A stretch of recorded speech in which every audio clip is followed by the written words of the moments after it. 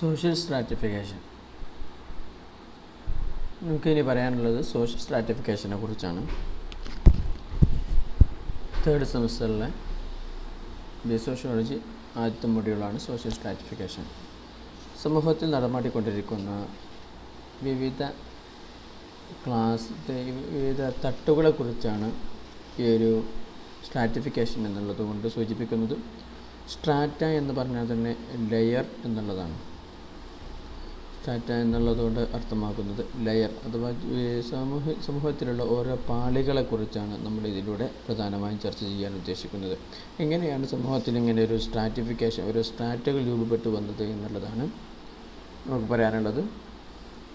അത് പ്രധാനമായും 4 കാര്യങ്ങൾ കൊണ്ടാണ് സമൂഹത്തിൽ സ്ട്രാറ്റിഫിക്കേഷൻ നടന്നിട്ടുള്ളത്. ഒന്നാമത് സമൂഹത്തിൽ സ്ട്രാറ്റിഫിക്കേഷൻ നടന്ന ഏറ്റവും പ്രധാനപ്പെട്ട ഒരു കാര്യം എന്നുള്ളത് economics, social, religious and other ആസ്പെക്ട്സിൽ എക്കണോമിക് തന്നെയല്ലോ, social, religious, politicals and economics, ഈ പ്രധാനമായും ഇത്തരം കാര്യങ്ങൾ കൊണ്ടാണ് സമൂഹത്തിൽ സ്ട്രാറ്റിഫിക്കേഷൻ രൂപപ്പെട്ടു വരുന്നത്. വിവിധ ആളുകൾ സാമൂഹികമായും സാമ്പത്തികമായി നോക്കുമ്പോൾ ചില ആളുകൾക്ക് നല്ല കാശുള്ള ആളുകളാകുന്നു, മറ്റുള്ള ആളുകൾ അത്രത്തോളം അവർ ബാക്ക്വേർഡായി പോകുന്നു. ഇങ്ങനെ വരുമ്പോൾ സമൂഹത്തിലുണ്ടായിരുന്ന ഈ ഒരു വേർതിരിവിനെയാണ് നമ്മൾ സ്ട്രാറ്റിഫിക്കേഷൻ എന്ന് പറയുന്നത്. Heterogeneity in the society is called social stratification. സമൂഹത്തിലെ മറ്റൊരു അഭിപ്രായം, സമൂഹത്തിലെ ഹെട്രോജനിറ്റിയെയാണ് സ്ട്രാറ്റിഫിക്കേഷൻ എന്നുകൊണ്ട് സൂചിപ്പിക്കുന്നത് എന്നാണ്. ഹെട്രോജനിറ്റി എന്നാൽ വിവിധ ആളുകൾ വിവിധ മേഖലകളിൽ വർത്തിക്കുന്ന ഡൈവേഴ്സിറ്റിയെയാണ് നമ്മൾ ഹെട്രോജനിറ്റി എന്ന് പറയുന്നത്. ഈ ഡൈവേഴ്സിറ്റിയെയാണ് സ്ട്രാറ്റിഫിക്കേഷൻ എന്നുള്ളത് കൊണ്ട് സൂചിപ്പിക്കുന്നു എന്നുള്ളത് ഒരു കാര്യമുണ്ട്.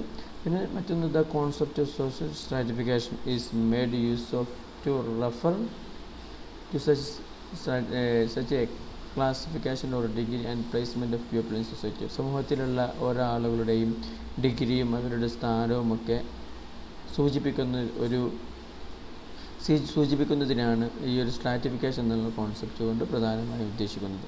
Stratification assume 3 main forms. സമൂഹത്തിൽ പ്രധാനമായും ഉണ്ടായിരുന്നത് 3 തരത്തിലുള്ള സ്ട്രാറ്റിഫിക്കേഷനുകളാണ്. ഒന്ന് കാസ്റ്റ്, മറ്റൊന്ന് ക്ലാസ്, മറ്റൊന്ന് റേസ്. 3 തരത്തിലുള്ള സ്ട്രാറ്റിഫിക്കേഷനാണ് പ്രധാനമായും സമൂഹത്തിലുണ്ടായിരുന്നത്. കാസ്റ്റ് സിസ്റ്റം എന്നുള്ളത് നമുക്കറിയാം, ഇന്ത്യയിൽ നടപാടിക്കൊണ്ടിരുന്ന ഒരു സ്ട്രാറ്റിഫിക്കേഷനായിരുന്നു. ഹിന്ദു റിലീജിയനുമായി ബന്ധപ്പെട്ടിട്ടാണ് സമൂഹത്തിൽ ജാതി വ്യവസ്ഥ ഉടലെടുത്തതും നിലനിന്നിരുന്നതും.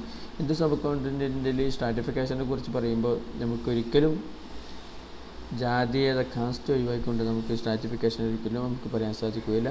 അതുപോലെ ക്ലാസ് സിസ്റ്റം ഒക്കെ നിലവിൽ ഉണ്ടായിരുന്നത് യൂറോപ്യൻ കൾച്ചറിലാണ് നമുക്ക് കാര്യമായി കാണാൻ സാധിക്കുക. യൂറോപ്പിലെ ആളുകളൊക്കെ 2 എസ്റ്റേറ്റുകളുണ്ടെന്നു. ഹൈ എസ്റ്റേറ്റ് ിലുള്ള ആളുകൾ അരിസ്ട്രോക്രസി, രണ്ടാമത്തെ ഒന്ന് പെട്ട ആളുകളാണ് പ്യൂറിസ്റ്റേറ്റ്, മതപുരോഹിതന്മാർ. മറ്റൊന്ന് ലോ സ്റ്റേറ്റിലുള്ള ആളുകൾ അഥവാ വർക്കേഴ്സ്, സ്ലേവേഴ്സ്, അടിമകളുമൊക്കെ, കച്ചവടക്കാർ, മറ്റുള്ള അങ്ങനെ താഴ്ന്ന കടയിലുള്ള ആളുകൾ. മതപുരോഹിതന്മാരും ബ്യൂറോക്രാറ്റ്സും ആയ ആളുകളാണ് ഹൈ എസ്റ്റേറ്റിലുണ്ടായിരുന്ന ആളുകൾ.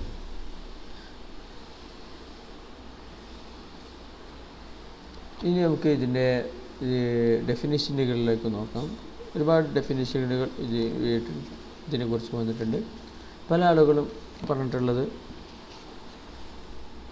അതിൽ പ്രധാനപ്പെട്ട ദിബങ്കർ ഗുപ്ത പറഞ്ഞിട്ടുള്ളത്, സോഷ്യൽ സ്ട്രാറ്റിഫിക്കേഷൻ എന്നത് differentiation among 1 or more features in such a fashion that they can be grouped along a common axis. ഏതെങ്കിലും ഒരു കോമൺ ആക്സിസിലൂടെ, ഒരു കോമണാലിറ്റിയിലൂടെ പ്രത്യേക ഗ്രൂപ്പാക്കാൻ കഴിയുന്ന എല്ലാറ്റിനെയും നമുക്ക് സ്ട്രാറ്റിഫിക്കേഷനിൽ ഉൾപ്പെടുത്താൻ സാധിക്കുന്നുള്ളതാണ്. നമുക്ക് ഏതെങ്കിലും ഒരു കോമൺ ആയ ടേം പറഞ്ഞാൽ നമുക്ക് അവരെ ഗ്രൂപ്പാക്കാൻ കഴിയുന്നുണ്ടെങ്കിൽ സമൂഹത്തിൽ അതും ഒരു സ്ട്രാറ്റിഫിക്കേഷനാണ് എന്നാണ് ദിബങ്കർ ഗുപ്തയുടെ അഭിപ്രായം. അപ്പോൾ നമുക്ക് പറയാം, വെജിറ്റബിൾ മാത്രം കഴിക്കുന്ന ആളുകൾ, അത് നമുക്കൊരു ഗ്രൂപ്പായി എടുക്കാം. ഇങ്ങനെ നമുക്ക് എന്ത് വിശേഷണം കൊടുത്തും നമുക്ക് ആളുകളെ പ്രത്യേകം തരംതിരിക്കാൻ സാധിക്കും. ഈ പ്രത്യേകം തരംതിരിക്കാൻ കഴിയുന്ന ഈ ഓരോന്നിനെയും നമുക്ക് സ്ട്രാറ്റിഫിക്കേഷനാണ് എന്ന് നമുക്ക് പറയാൻ സാധിക്കുമെന്നാണ് ദിബങ്കർ ഗുപ്തയുടെ അഭിപ്രായം. മറ്റൊന്നാണ് ഇനീക്വാലിറ്റി, അസമത്വം എന്നുള്ളത്. അസമത്വം സമൂഹത്തിൽ നടമാടിക്കൊണ്ടിരിക്കുന്നത് പല രൂപത്തിലാണ്. അസമത്വം ഇനീക്വാലിറ്റി സമൂഹത്തിലുണ്ടായിത്തീരുന്നത് നമുക്ക് ഒരിക്കലും മോണോ ഡയമെൻഷനൽ എന്ന് പറയില്ല. ഏതെങ്കിലും ഒരു ആസ്പെക്റ്റിലൂടെ മാത്രം നോക്കുമ്പോൾ അസമത്വം വരുന്നു എന്നല്ല. അസമത്വം സമൂഹത്തിലുണ്ടായിത്തീരുന്നത് മൾട്ടി ഡയമെൻഷനിലാണ്. ഒരുപാട് തരത്തിലൂടെ സമൂഹത്തിൽ അസമത്വം രൂപപ്പെട്ടു വരുന്നതായി നമുക്ക് കാണാൻ സാധിക്കുന്നതാണ്.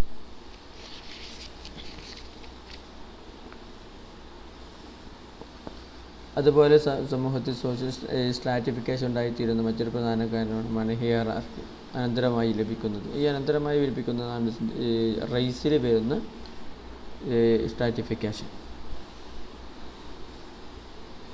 എക്കണോമിക്കലി വരുമ്പോഴാണ് കാര്യമായിട്ടും ഇനീക്വാലിറ്റി സംഭവിക്കുന്നത്. ഹയറാർക്കിയിൽ വരുന്നത് സ്വാഭാവികമായും ഈ ഹയറാർക്കിയിൽ വരുന്നത് റേസ്, ഇന്ന വർഗത്തിൽപ്പെട്ട ആളുകളൊക്കെ താഴ്ന്ന സമൂഹത്തിൽ ഇന്ന വർഗത്തിൽ ജനിക്കുന്ന ആളുകളൊക്കെ നല്ല ഉയർന്ന ആളുകളുമായി തീരുന്നതാണ് ഹയറാർക്കി നമ്മൾ കൊണ്ട് സൂചിപ്പിക്കുന്നത്.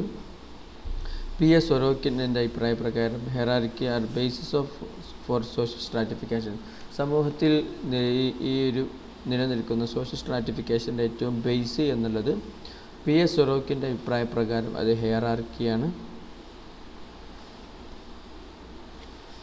നമുക്ക് ഇനി ഏതായാലും ചില ഡെഫിനേഷനുകളിലേക്ക് നോക്കാം. റൈമണ്ട് മുരിൻ്റെ അഭിപ്രായ പ്രകാരം social stratification is the horizontal division of society into higher and lower social units. ഈ സമൂഹത്തിലുണ്ടായിരുന്ന ഹൊറിസോണ്ടലായി നിന്നിരുന്ന ഡിവിഷനുകളെ ചില ആളുകൾ ഉയർന്നവരും മറ്റു ചില ആളുകൾ താഴ്ന്നവരുമായി തരംതിരിക്കുന്ന പ്രക്രിയയാണ് സോഷ്യൽ സ്ട്രാറ്റിഫിക്കേഷൻ എന്നാണ് സൂചിപ്പിക്കുന്നത്. അതാണ് റൈമണ്ട് മുരെ എന്നുള്ള സ്കോളറിൻ്റെ അഭിപ്രായം. ഒഗ്മൺ ആൻഡ് നിംകോഫിൻ്റെ അഭിപ്രായ പ്രകാരം the process by which individual and groups are ranked in a more or less enduring hierarchy of status known as stratification. The process by which individual and groups are ranked, ഈ സമൂഹവും ഗ്രൂപ്പുകളും rank ചെയ്യപ്പെടുന്ന ഒരു പ്രവൃത്തിയാണ് hierarchy of status known as stratification. അഥവാ അത് പരമ്പരാഗതമായി ഇങ്ങനെ കൈമാറിക്കൊണ്ടിരിക്കുന്ന ഒരു സ്റ്റാറ്റസുമാണെങ്കിൽ അതിനെയാണ് സ്ട്രാറ്റിഫിക്കേഷൻ എന്നുള്ളത് സൂചിപ്പിക്കുന്നത് എന്നാണ്.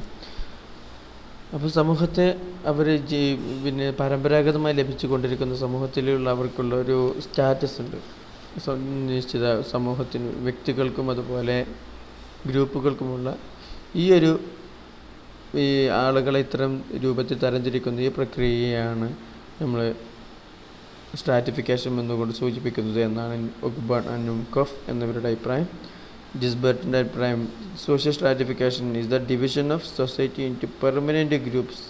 സമൂഹത്തെ ഒരു പെർമനൻ്റായ ഗ്രൂപ്പുകളിലേക്ക് തരംതിരിക്കുന്ന പ്രക്രിയയാണ്. Or categories linked with each other by the relationship of superiority and subordination. ചില ആളുകൾ ഉന്നതർ, ചില ആളുകൾ മറ്റു ചില ആളുകൾ താഴ്ന്നവർ എന്നുള്ളൊരു രൂപത്തിൽ പെർമനൻ്റായ സമൂഹത്തെ തരംതിരിക്കുന്ന പ്രക്രിയയാണ് സ്ട്രാറ്റിഫിക്കേഷൻ എന്നുള്ളത് കൊണ്ട് സൂചിപ്പിക്കുന്നത് എന്നാണ് ജിസ്ബർട്ട് എന്നുള്ളത് ഇവരുടെ അഭിപ്രായം. ചുരുക്കത്തിൽ മൊത്തത്തിൽ സമൂഹത്തിൽ സ്ട്രാറ്റിഫിക്കേഷൻ നടക്കുന്നത് 3 മെത്തേഡ് രൂപത്തിലാണ്. ഒന്ന് കാസ്റ്റ് സിസ്റ്റം. കാസ്റ്റ് സിസ്റ്റത്തിന് കൊണ്ടുള്ള സ്ട്രാറ്റിഫിക്കേഷൻ നടക്കുന്നത് സാമൂഹികപരമായിട്ടാണ്. എന്നാൽ സമൂഹത്തിലെ സാമ്പത്തിക മുന്നോക്കാവസ്ഥയും പിന്നോക്കാവസ്ഥയും പരിഗണിച്ച് സമൂഹത്തിലുണ്ടായിത്തീരുന്ന സ്ട്രാറ്റിഫിക്കേഷനെയാണ് നമ്മൾ ക്ലാസ് സിസ്റ്റം എന്നുള്ളത് കൊണ്ട് സൂചിപ്പിക്കുന്നത്. അതുപോലെ സമൂഹത്തിലുണ്ടായിത്തീരുന്ന പരമ്പരാഗതമായി കിട്ടിക്കൊണ്ടിരിക്കുന്ന സ്റ്റാറ്റസിനെയാണ് ഹെറിഡിറ്ററി അഥവാ ഹെയറാർക്കി കൊണ്ടുണ്ടായിത്തീരുന്ന സ്ട്രാറ്റിഫിക്കേഷനെയാണ് നമ്മൾ റേസി എന്നുള്ളത് കൊണ്ട് സൂചിപ്പിക്കുന്നത്. ഓക്കെ, അപ്പോൾ സമൂഹത്തിൽ ഇന്നും ഒരുപാട് തരത്തിലുള്ള സ്ട്രാറ്റിഫിക്കേഷനുകൾ നടക്കുന്നുണ്ട്. ചില ആളുകളൊക്കെ അഭിപ്രായപ്പെട്ടത് സ്ട്രാറ്റിഫിക്കേഷൻ ഇവിടെ അനിവാര്യമാണ്, സമൂഹത്തിൻ്റെ നിലനിൽപ്പിന് അനിവാര്യമാണ് എന്നുള്ളതാണ്. മറ്റു ചില ആളുകൾ ഇതിനെ നെഗറ്റീവായി സമീപിച്ചിട്ടുള്ളത്. ഒരിക്കലും ഇത് ഇവിടെ സമൂഹത്തിൽ ഉണ്ടാകാൻ പാടില്ല എന്നുള്ള സമീപനമാണ് പല ആളുകളും സ്വീകരിച്ചിട്ടുള്ളത്. ഏതായാലും ഇതിനെക്കുറിച്ച് സോഷ്യൽ സ്ട്രാറ്റിഫിക്കേഷനെ കുറിച്ച് വിശദമായ വിവരങ്ങൾ അടുത്ത വീഡിയോയിൽ നമുക്ക് പറയാം. Okay, thank you very much.